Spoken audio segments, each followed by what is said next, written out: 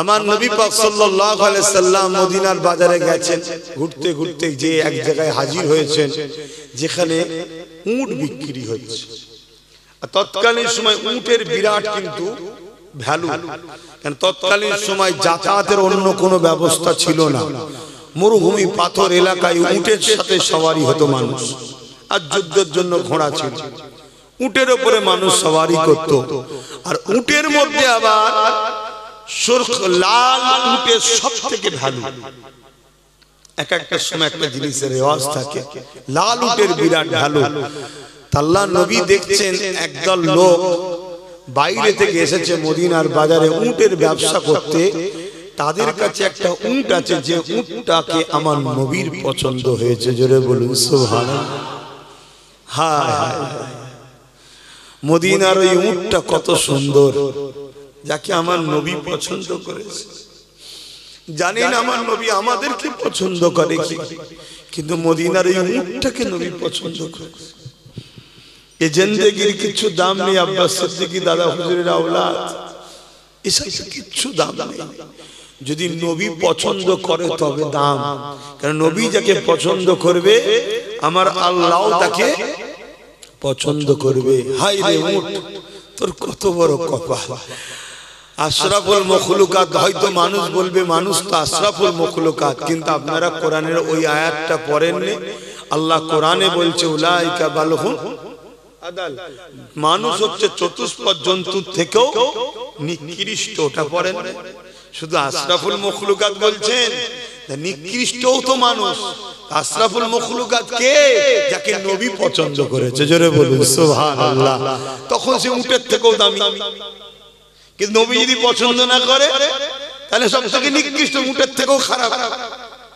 তো মদিনার ওই উটটাকে যখন শুনেছি বা পড়েছি বা বলি, মনে পড়ে হারে তুই কত সৌভাগ্যবান, আমি আশরাফুল মখলুকাত হতে পেরেছি কি এখনো জানি না। আমার নবী পছন্দ করে কি আমি জানি এখনো জানি না, তবে একটু একটু নমুনা পাই। হুজুর তার দরবারে আমায় ডেকেছে, আমার কাছে মেহমান হয়ে আয়। মদিনা শরীফ আমায় নিয়ে গেছে আমার নবী, তার দরবারে হাজিরি করিয়েছে। আল্লাহ মক্কায় কার ঘরের কাছে নিয়ে গেছে, আয় আমার ঘর দেখবি আয়। এ থেকে একটু একটু নমুনা পাওয়া যায়, কিন্তু তারপরও যেভাবে উটটা পেয়েছিল ওভাবে তো পেলাম না। উটটাকে আমার রাসূলের পছন্দ হলো। জোরে বলুন সুবহানাল্লাহ। আল্লাহ নবী উটের মালিকদের বললেন, তখনকার সময় একটা উটকে 4-5 জন মিলে বিক্রি করতো, পয়সা কম তো 4-5 জন মিলে কিনেছে, যা লাভ হবে 4-5 জন ভাগ করবে। এখনো অনেক সময় হয়, কুরবানির সময় দেখবেন একটা বড় গরুকে 5 জন মিলে খরিদ করেছে, 1 লাখ টাকা দাম।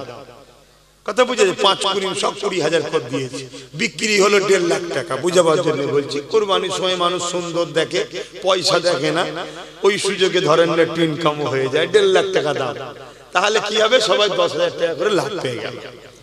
5 জন মিলে ব্যবসা করছে। আল্লাহর নবী বললেন, এই উটটা কি আমাকে দেয়া যাবে? একটা দামের কথাও হলো, সবাই বলল হ্যাঁ দেব। আল্লাহর নবী বললেন, পয়সা কিন্তু আমার কাছে এখন নাই। আমি পয়সা বললাম কেন? এই ভাষাটা আপনারা বুঝবেন। তখনকার সময় স্বর্ণ মুদ্রা চলতো, কথা বুঝে আসছে? ওটা বললে অনেকে বুঝতে নাও পারে, পয়সাটা চট করে বুঝিয়ে যাবে।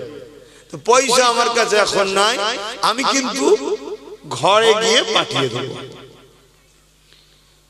সবাই বলছে হ্যাঁ আপনি নিয়ে যান, আপনি নিয়ে যান। দড়ি আমার নবীর হাতে দিয়েছে, নবী দড়ি নিয়ে চলে যাচ্ছে। সবাই আমার নবীর দিকে তাকিয়ে আছে। জোরে বলুন সুবহানাল্লাহ। তাদের মধ্যে থেকে হুজুর যখন চলে গেছে, এবারে চোখের আড়ালে হয়ে গেছে, তখন বলছে হারা উটটা যে দিলি তুই ওনাকে চিনিস তো? ও বলছে না তো। তুই? বলছে আমি জানি না তো। তুই? না তুই। 5 জনে একে অপরের কথা হচ্ছে। আরে যখন চিনি না দিলি কি করে? আমি মনে করি তুই চিনিস, এ বলছে তুই চিনিস, তো জানিস না যখন উটটাতে দিলি কি করে? একজন বলছে কেন দেবো না, উনি যখন কথা বলছিল দেখেছিস উনার 2 ঠোঁটের ভেতর থেকে নূর ঝরছে। জোরে বলুন সুবহানাল্লাহ। আমি ওটা দেখতেই তো ব্যস্ত, ইনি কেমন মানুষ, কি সুন্দর। তারা জীবনে প্রথম নবী দেখছে, তারা জানে না ইনি কে।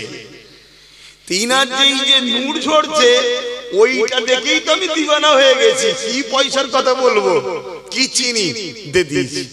আর একজন বলছে আরে খেয়াল করে দেখেছিস ওনার চুল, আমার নবীর চুল বাবরি চুল থাকতো, অনেক ধরনের চুল রাখতেন, তার মধ্যে বাবরিটা বেশিরভাগ সময় রাসূল রাখতেন।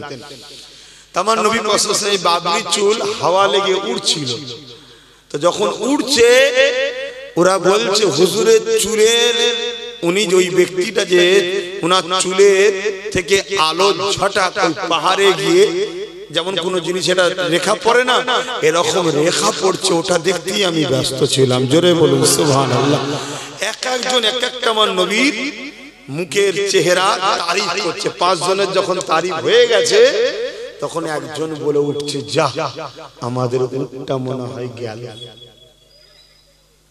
মানে চুরি হয়ে গেল, আর পাবো না। চেনে না তো কেউ, জানে না তো কে নিয়ে গেছে, কোথায় গেল, কার কাছ থেকে পয়সা নেবো, কেউ আর ফিরে আসে নাকি?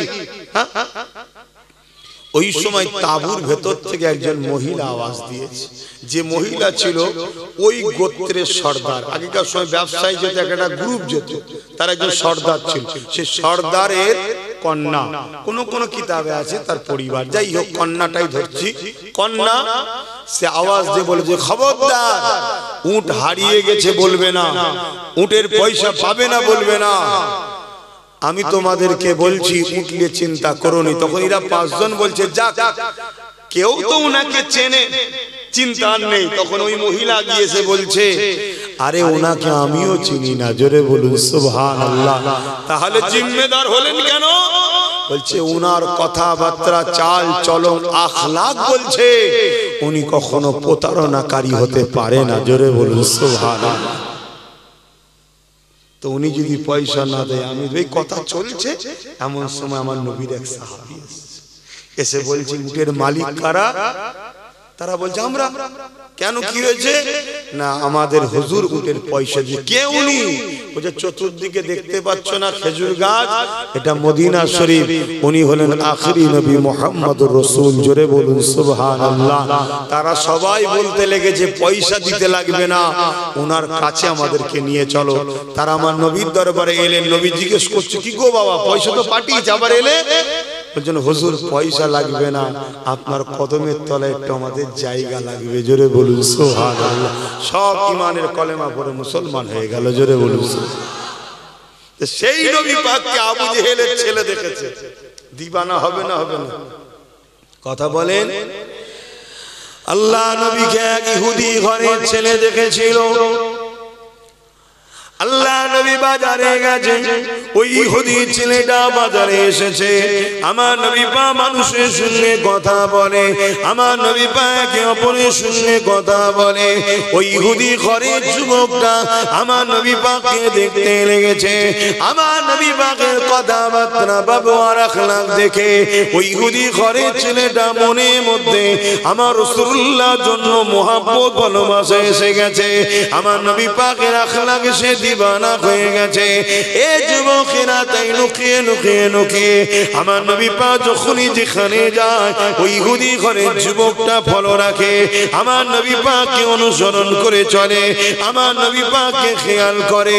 এইভাবে দীর্ঘদিন যাওয়ার পরে ওই ইহুদি ঘরের সন্তানটা ভাবতে লাগলো, একবার মুহাম্মদ রাসূলকে বলা যাক তিনার খাদেম হিসেবে যেন আমাকে রাখে। এত সুন্দর আখলাক চরিত্র, এত দরদি মানুষ তিনি, আশা রাখছি বললে আমাকে ফিরিয়ে দেবেন না। আল্লাহ নবী আগে আসলো। ওই ইহুদিটা আগে এসে বলতে লাগলো, হে আব্দুল্লাহর বেটা মুহাম্মদ সাল্লাল্লাহু আলাইহি ওয়াসাল্লাম, আমি ইহুদি ঘরের যুবক, আপনার কথাবার্তা, ব্যবহার, আখলাক আমাকে বড় ভালো লাগে, আমি আপনার সাথে থাকতে চাই। আপনি সফরে যাবেন, আপনার সাথে যাব, আপনার সঙ্গে উঠা বসা করব, তবে একটা শর্ত হলো, আমি আমার বাপ দাদা ধর্ম ইহুদি ছাড়ব না। শুনছেন তো? ধর্ম ছাড়ব না। আল্লাহ নবী মুচকে হাসলেন, হেসে বলছে, ঠিক আছে বাবা, তাই থাকো তুমি আমার সাথে। জোরে বলুন সুবহানাল্লাহ। যুবক নবীর সাথে আছে, একদিন যাই, দুদিন যাই, 3 দিন যাই, 1 বছর, 2 বছর, 4 বছর, 7 বছর নবীর সাথে আছে। ওর কাজ ছিল শুধু নবীর সাথে ঘোরা। নবী ওনার ওই ইহুদি ঘরের ছেলেকে কোনো দিনের জন্য কোনো হুকুম ফরমাস কিচ্ছু বলতেন না। কিন্তু যখনই নবী মদিনার নবাবী শরীফে ঢুকতো, ইহুদি যুবকটা নবীর জুতোটা নিয়ে বুকে করে দাঁড়িয়ে থাকতো।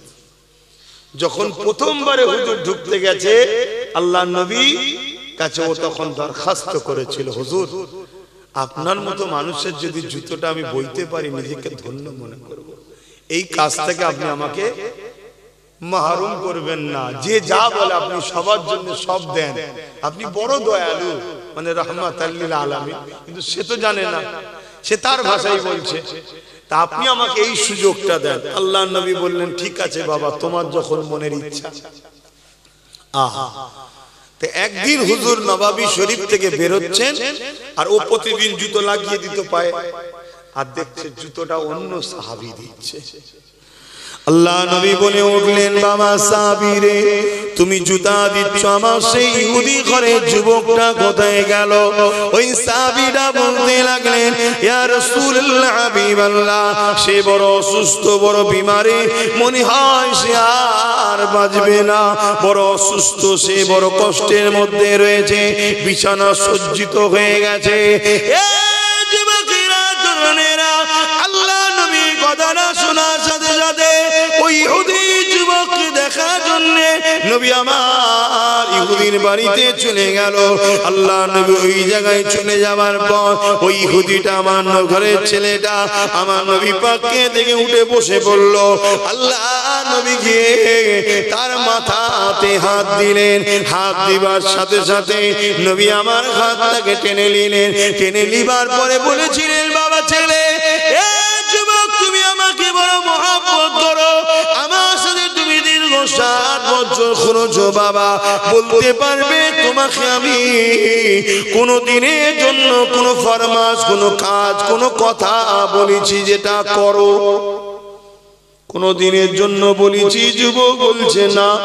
কোন জোর দিয়েছি কোনো কাজে? যুবক বলছে না। কোন রকম হুকুম করেছি? যুবক বলছে না। তবে বাবা ছেলে, তুমি আমাকে বড় ভালোবাসো, আমি রাসূলুল্লাহ তোমাকেও ভালোবেসেছি, তাই আমি নবী চাই তুমি পরকালে আমার সঙ্গে জান্নাতে যাবে।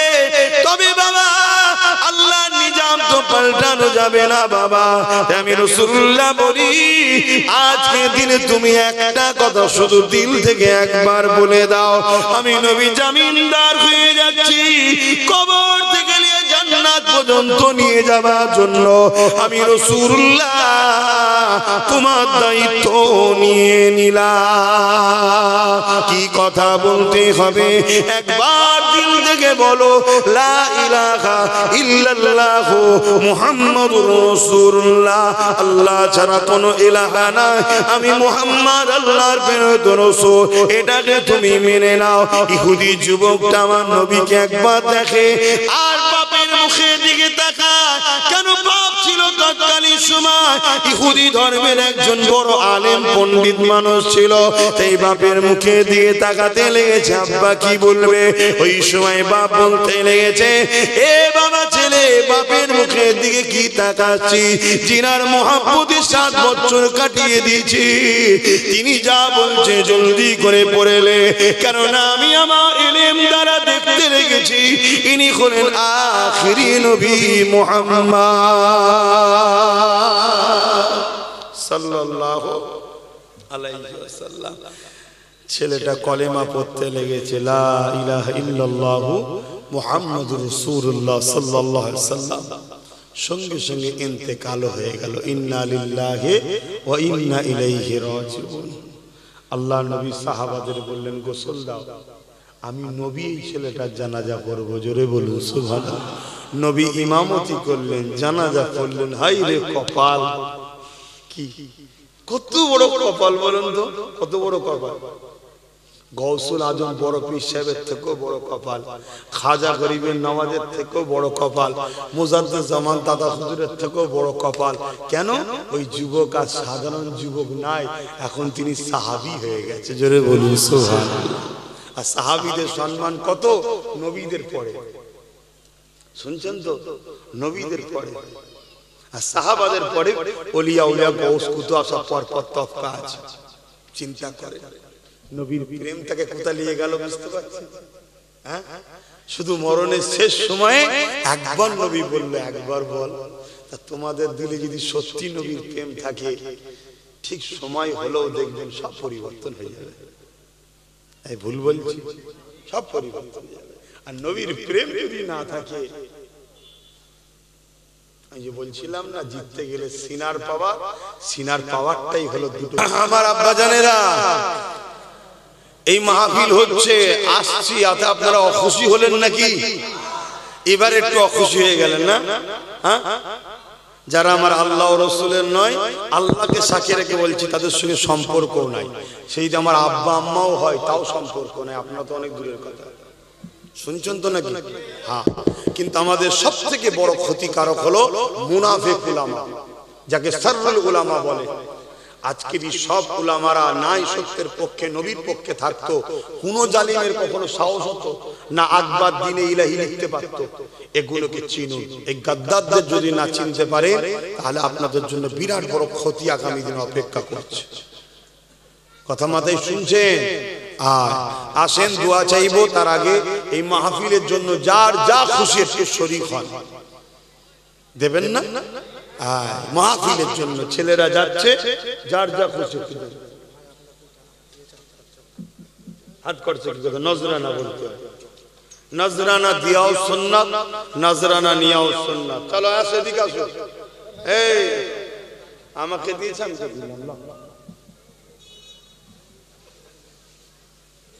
সকলে দেন, যার যা খুশি দেন।